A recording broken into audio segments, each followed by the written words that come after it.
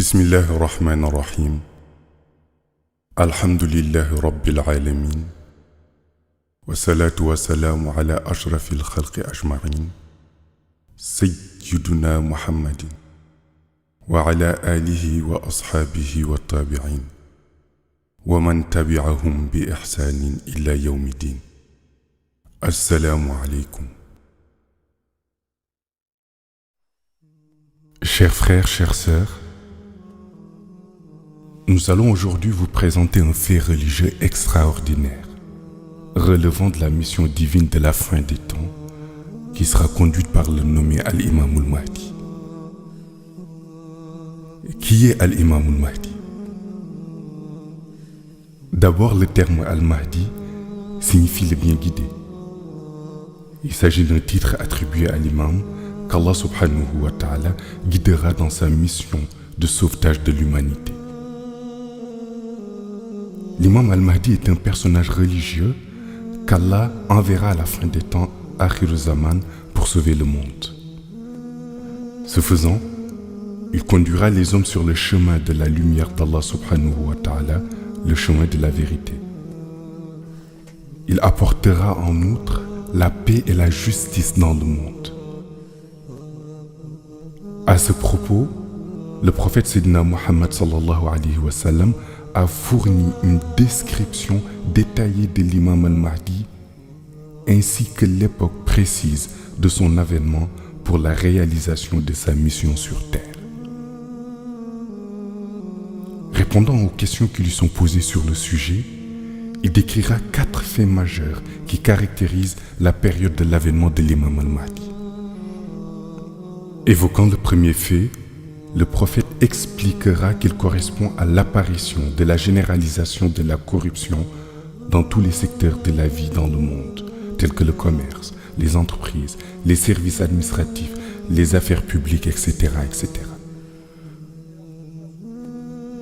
Le second fait se rapporte à la prédominance de l'injustice dans les rapports entre les personnes à travers le monde. En d'autres termes, lorsque l'injustice dominera la justice dans le monde, dans les sociétés humaines, entre les personnes, entre les États, ainsi qu'aux différents niveaux de pouvoir. Lorsque la persécution des musulmans dans le monde arrivera au point que certains parmi eux seront tués sans savoir le pourquoi, ce sera un signe évident de la venue de l'imam al-Mahdi selon le prophète Mohammed sallallahu alayhi wa sallam. Cette prophétie peut aisément être constatée aujourd'hui dans les conflits armés en cours dans les pays musulmans, pendant lesquels des innocents sont tués, parfois avec leur famille, sans connaître la raison de leur mort. Enfin, le prophète explique que lorsque les musulmans seront stigmatisés à travers le monde, jusqu'à ce que la pratique de leur religion avec quiétude devienne difficile, voire impossible, dans certaines contrées du monde, il s'agira d'un signe de l'apparition de l'imam al-Mahdi. De ce qui précède, il apparaît que l'imam al-Mahdi soit en effet un personnage clé de l'histoire sainte. S'agissant de son personnage, le prophète a évoqué au cours d'une causerie avec ses compagnons 4 exemples qui le décrivent sans équivoque. Les premières caractéristiques de l'imam al-Mahdi concernent sa filiation. Le prophète explique à ce propos que l'imam al-Mahdi portera le même nom que lui, c'est-à-dire Mohammed. Son père aura le même nom que celui du père du prophète, c'est-à-dire Abdallah. Poursuivant les explications, le prophète déclara que l'imam al-Mahdi sera son descendant, son petit-fils. Aussi, il précisera en disant que le père spirituel de l'imam al-Mahdi sera issu de ses descendants, ce qui fera de lui un shérif authentique. À ce propos, notre vénéré cher expliquera qu'il est plus difficile d'être shérif selon une filiation de lumière spirituelle que de l'être par le lien familial biologique. Deux autres marques distinctives de l'imam al-Mahdi seront révélées par le prophète. Il s'agit premièrement d'une cicatrice qui se trouve sur sa joue, en dessous de son œil gauche, dont la forme rappelle celle d'une feuille de myrte. La seconde correspond au tampon ou sceau prophétique, identique à celui qui se trouve sur l'épaule gauche du prophète. Ce dernier précisera aussi la position du tampon qui se trouve situé sur l'épaule gauche de l'imam al-Mahdi. Dans le même ordre d'idée, Sayyidina Ali ibn Abu Talib déclare un jour que son fils Hassan, qu'il a eu avec son épouse Fatima, fille du prophète, fait partie des grands salihin, grands vertueux de l'islam. Il ajouta que dans la lignée d'Hassan naîtra un homme noir, africain, qui ressemblera au prophète physiquement et héritera de toutes ses qualités humaines. Sayyidina Ali ibn Abu Talib précisa ainsi que cet homme noir africain, descendant de Sayyidina Hassan, sera le futur imam al-Mahdi, décrit par le prophète Mohammed sallallahu alayhi wa sallam. Dans la même lancée, El-Hajj Malik Sy, un grand érudit musulman, précisera que l'imam al-Mahdi sera adepte de la confrérie Tijani. Cette prédiction avait été affirmée au préalable par Mawlaya Cheikh Ahmed Tijani, petit-fils de Sayyidina Hassan et fondateur de la confrérie Tijani. Il dira en substance que l'imam al-Mahdi sera adepte de sa confrérie et confirmera en plus le fait que Mawlaya Cheikh Ahmed Tijani est celui qui détient la suprématie sur les saints après les prophètes. Aussi bien le fondateur de la confrérie Tijani que tous les autres savants musulmans ont par ailleurs confirmé le fait que l'imam al-Mahdi sera le calife de la confrérie Tijani et il recevra directement cette mission de calife par les soins de Mawlaya Cheikh Ahmed Tijani en personne. Cette transmission de la mission de calife de la confrérie Tijani à l'imam al-Mahdi se déroulera de façon identique à la transmission de la confrérie Tijani par le prophète Mohammed sallallahu alayhi wa sallam à Mawlaya Cheikh Ahmed Tijani. Pour rappel, le prophète avait transmis le flambeau de la confrérie à Mawlaya Cheikh en plein jour dans le désert de Samroun en Algérie. Concernant le côté mystique, il faut noter que la mission de l'imam al-Mahdi a été prédéterminée. Nous pouvons d'ores et déjà vous dire que c'est un noir originaire d'Afrique. La question qui se pose est alors de savoir comment peut-il être le descendant du prophète Mohammed alors qu'il est noir. Il est aussi bien le fils authentique de lumière du prophète que celui de Mawlaya Cheikh Ahmed Tijani. Ali ibn Abu Talib disait que la silsila, chaîne de transmission initiatique du Mahdi du côté Shahada, remonterait à Hassan. Si l'on suit la filiation de Mawlaya Cheikh, l'on constate qu'il est rattaché à Sayyidina Hassan. Le Mahdi a une particularité, car le prophète, en lui donnant la vie côté lumière, est son grand-père. Et Mawlaya Cheikh Ahmed Tijani, en lui donnant la vie dans les mêmes conditions, est considéré comme son père.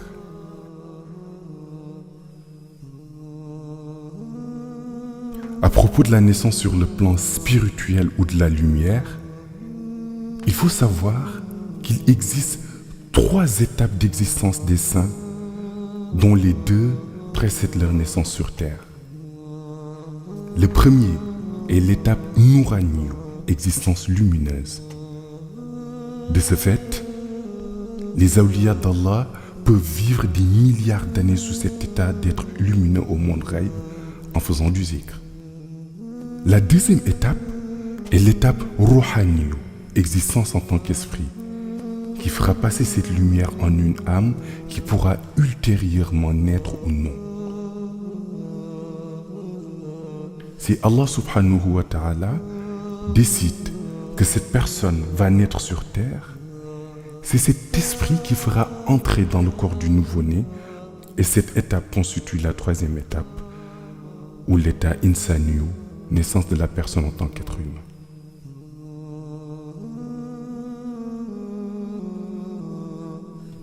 Il est un shérif authentique, car c'est Mawlaï Cheikh Ahmed Tijani qui l'a engendré en tant que lumière au monde Raïb, et il est son père spirituel. Il est donc descendant du prophète sur le plan spirituel, car Mawlaï Cheikh Ahmed Tijani est le fils spirituel du prophète Mohammed sallallahu alayhi wa sallam. Selon les révélations du prophète, consignées dans les livres, l'endroit où habitera le Mahdi est entouré d'eau. Il vivra donc dans une presqu'île, ce qui revient à dire qu'il aura une ville qui lui sera dédiée.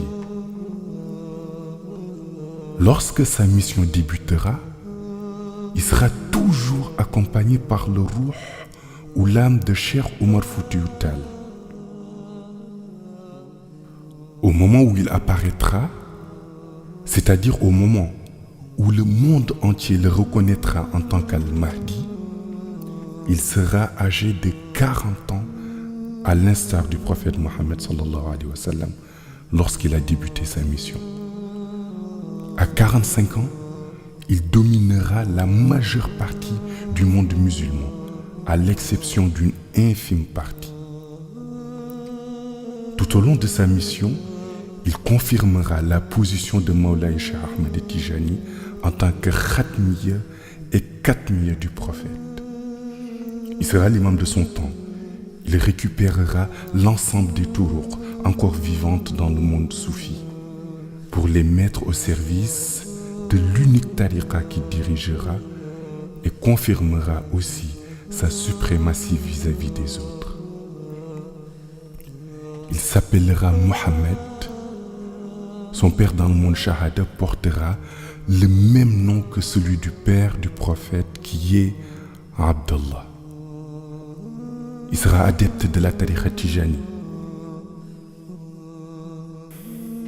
Il bénéficiera des mêmes prérogatives que Mawlaï Cheikh lorsque le prophète est venu lui remettre les rênes de la tariqatul haq, ce qui veut dire que l'imam Mahdi recevra le werd Tijani de la main de Mawlaï Cheikh sans aucun intermédiaire. Il aura une cicatrice qui ressemble à une feuille de myrte sur la partie gauche de son visage, en haut des pommettes, presque à la hauteur de son œil gauche. Sur son épaule gauche, à l'instar du prophète, sera apposé le sceau de la prophétie. L'imam al-Mahdi est-il un prophète? Non, il n'en est pas un. Il peut être considéré comme un qutb, grand pôle, car c'est le ruh ou l'âme de Khaous qui a été introduit dans la personnalité du qutb. Al-Mahdi en personne est un qutb, dans le corps duquel Allah subhanahu wa ta'ala a inséré la lumière de Khaous, qui est le titre de Al-Mahdi. De ce fait, l'appellation Al-Mahdi est en réalité un titre, et il signifie le bien guidé. Qui donc guide le Mahdi? C'est le Wahyu. Explication.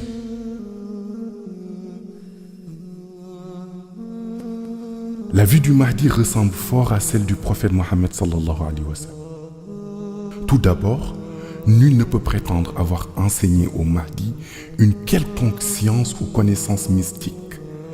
Allah subhanahu wa ta'ala a procédé avec lui comme il l'a fait avec le prophète Mohammed sallallahu alayhi wa sallam, qui était le prophète illettré ou Nabiyul Ummi. Sa science impressionnera bon nombre de savants qui auront du mal à trouver d'où il sort cette connaissance sans faille, cette science d'une précision irréprochable. Le prophète avait prédit que ceux qui allaient le contredire dans ses enseignements seraient les savants versés dans la connaissance livresque. Quand on lui demandait comment cela pouvait être possible, Le prophète leur a répondu que Allah subhanahu wa ta'ala lui a confié une science jamais révélée. Tous les codes cachés de Shari'atul Muhammadiyya lui ont été dévoilés. Tout ce qui n'a pas été dit dans la haqiqa, c'est-à-dire les codes des réalités pures et vraies, ont été mis à sa disposition dans le cadre de sa mission. C'est à partir de la source de connaissances appelée Ilmul Ladani que l'imam al-Mahdi puisera ses ressources pour véhiculer son message afin de mener à bien sa mission. Sa mission sera semblable à celle des prophètes. Il est en permanence en connexion avec Allah qui l'inspire dans ses actes. Ce phénomène est encore appelé Wahyu. Les savants classiques seront tellement dépassés par le niveau de connaissance du Mahdi et la hauteur de ses révélations qu'ils en arriveront à réfuter ses jugements. L'imam al-Mahdi sera accompagné de 313 soldats qui viendront de Raïb. Ces derniers apparaîtront pour certaines occasions aux yeux de tous ou ils resteront invisibles si la situation le préconise.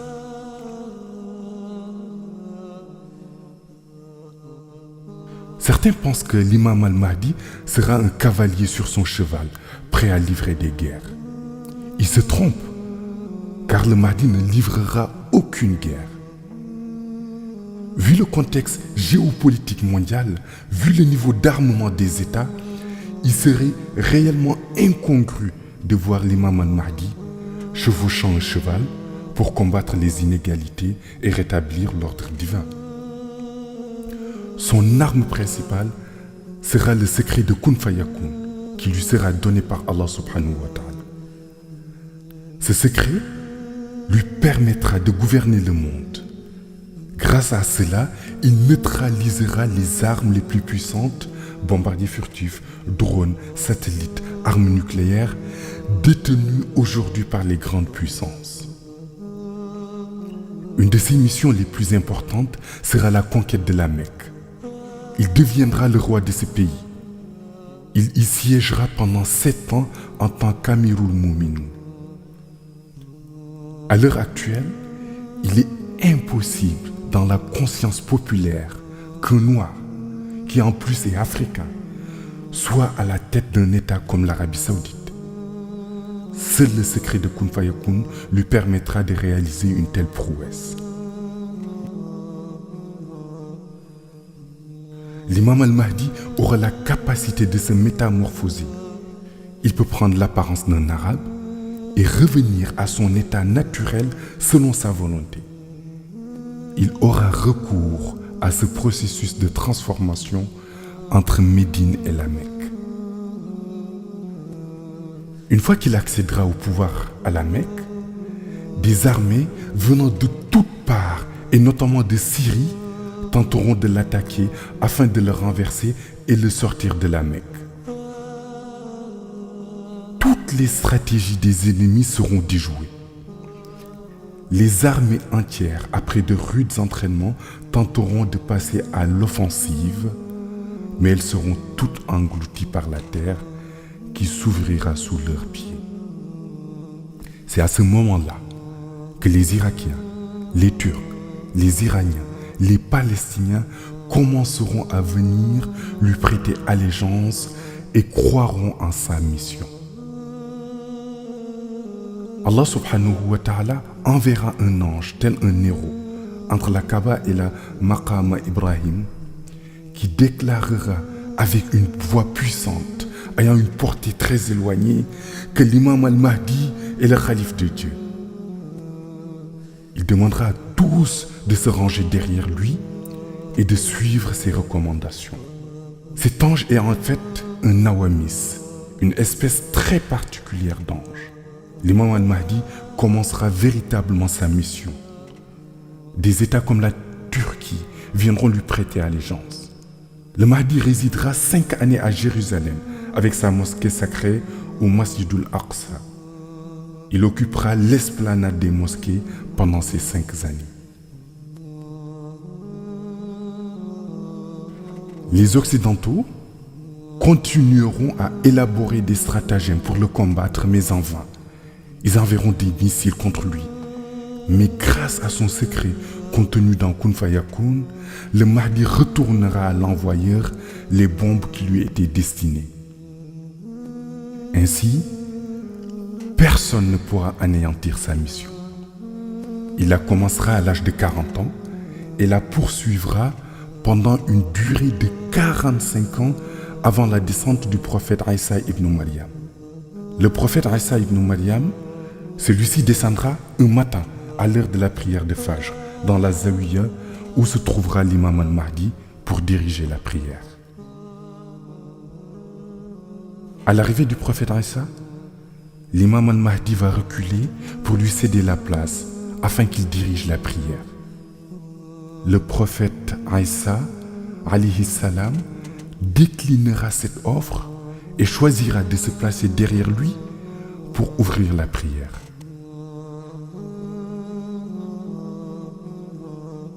Après la prière de Fajr, l'imam al-Mahdi et ses disciples commenceront leur wazifa au moment où le prophète Isa ibn Maryam partira pour accomplir sa mission dans les églises à travers le monde.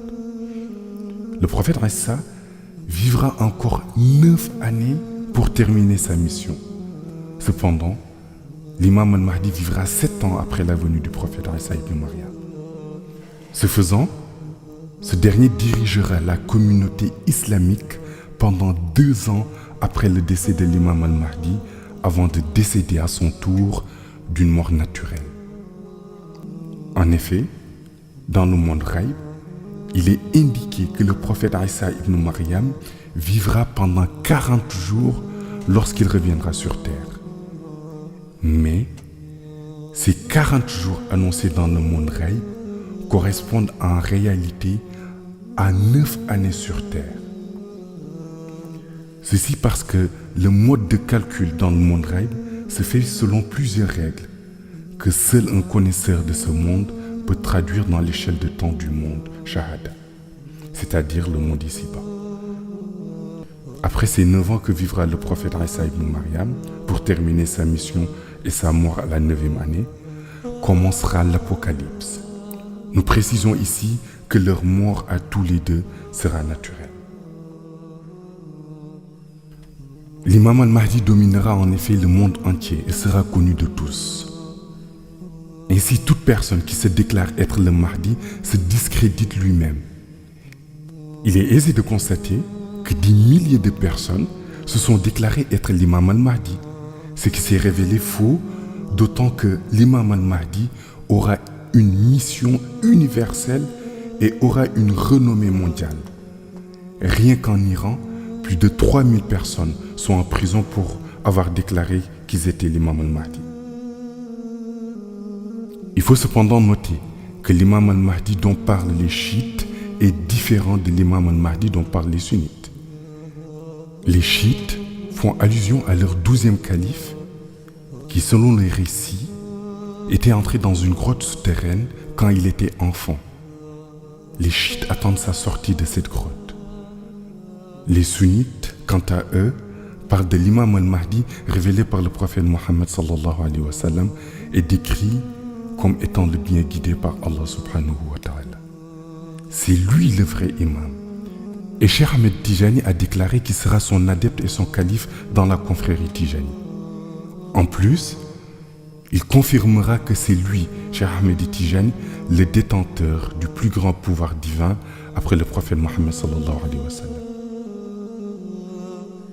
Malgré les innombrables annonces faites par des personnes se faisant passer pour être l'imam al-Mahdi dans plusieurs pays tels que le Sénégal, les États-Unis, la France, etc., personne ne se trompera sur l'identité du véritable imam al-Mahdi, puisque ce dernier prouvera réellement qu'il est l'imam al-Mahdi par le fait qu'il gouvernera le monde.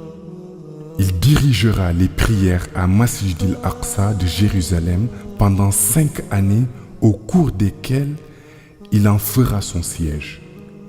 Il siégera aussi à la Mecque pendant 7 ans où il dirigera les prières à Masjid al-Haram.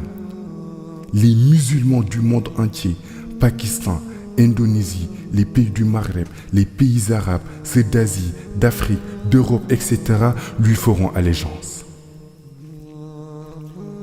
L'imam al-Mahdi régnera avec le pouvoir de Kun Fayakun qui lui a été confié par Allah subhanahu wa ta'ala. Ainsi, tous les pays qui lui feront allégeance le feront suite à des miracles qu'il accomplira. Par exemple, il fera un miracle extraordinaire à Istanbul en Turquie, suite auquel l'ensemble du pays lui fera allégeance et le considérera comme étant leur guide suprême. C'est pourquoi quelqu'un qui déclare qu'il est l'imam al-Mahdi sans apporter les preuves attendues de ce dernier ne peut être crédible. Des dirigeants dotés d'une grande puissance militaire le suivront et seront sous son autorité. Les journaux, les télévisions et les organes de presse du monde entier feront la une de leurs publications sur les activités de l'imam al-Mahdi. De par le fait qu'il gouvernera le monde par son pouvoir qui lui a été attribué par Allah subhanahu wa ta'ala, l'imam al-Mahdi pourrait être assimilé au général des forces armées du monde, un véritable homme de pouvoir. C'est la raison pour laquelle que le prophète s'est évertué à fournir des explications concernant l'imam al-Mahdi eu regard à l'importance et à la dimension et à la grandeur de la mission qu'il devra accomplir, telle que la gouvernance du monde, le rétablissement de la justice sur terre, l'instauration de la paix dans le monde, la rédemption des âmes, etc., etc. Lorsque l'imam al-Mahdi aura accompli certaines prouesses, telles que le siège à la Mecque pendant 7 ans et à Masjid al-Aqsa à Jérusalem pendant 5 ans, lorsque des pays comme la Turquie et les autres grands pays lui feront allégeance,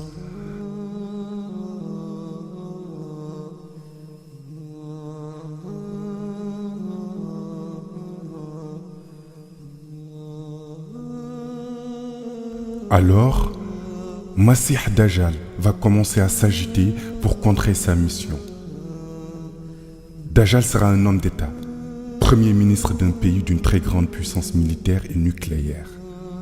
En plus, Dajjal sera détenteur d'un pouvoir qui ressemble à celui de l'imam al-Mahdi qu'Allah va lui attribuer. Cependant, le pouvoir de l'imam al-Mahdi sera supérieur à celui de Dajjal. Ainsi, Dajjal aura le pouvoir de tuer une personne et de le ressusciter, et il le fera en public pour montrer son pouvoir et impressionner les gens. En qualité de premier ministre et chef des armées de son pays, il aura sa mallette à code nucléaire, mais son pouvoir lui permettra de déclencher des tirs sans utiliser sa mallette, mais en utilisant son seul pouvoir. Dajjal sera aussi capable de neutraliser n'importe quelle arme. Avec son pouvoir et sa puissance militaire, il va s'engager dans une guerre à la fois psychologique et militaire contre l'imam al-Mahdi. Chaque fois que l'imam al-Mahdi sortira un pouvoir, Dajjal sortira à son tour un pouvoir similaire pour le contrer. Il parviendra d'ailleurs à détourner certains adeptes de l'imam al-Mahdi parce que soit ils ont peur de lui, soit ils sont impressionnés par son pouvoir. Certains iront jusqu'à le considérer comme étant le prophète Isa ibn Maryam alayhi salam, surtout à cause de la situation géographique de son pays qu'il dirige. Obnubilé par son pouvoir, Dajjal annoncera qu'il est lui-même Dieu. Lorsque Dajjal commencera à véritablement perturber la mission de l'imam al-Mahdi, Allah subhanahu wa ta'ala enverra le prophète Isa ibn Maryam qui descendra à l'heure de la prière du Fajr. Cet événement coïncidera avec la 45e année de la mission de l'imam al-Mahdi. Lorsque Isa sera venu et aura tué Dajjal, Isa ibn Maryam régnera pendant 9 ans. Il passera les 7 premières années en compagnie de l'imam al-Mahdi, au cours desquelles régneront la paix et l'opulence sur toute la terre. La nature sera généreuse, les arbres produiront plus et la pauvreté sera rayée de la surface de la terre. Par exemple, une plante qui produisait 100 fruits va produire désormais 1000 fruits. Cette abondance adviendra parce que le prophète Isa ibn Maryam aura de nouveau marché sur la terre et aura tué Dajjal.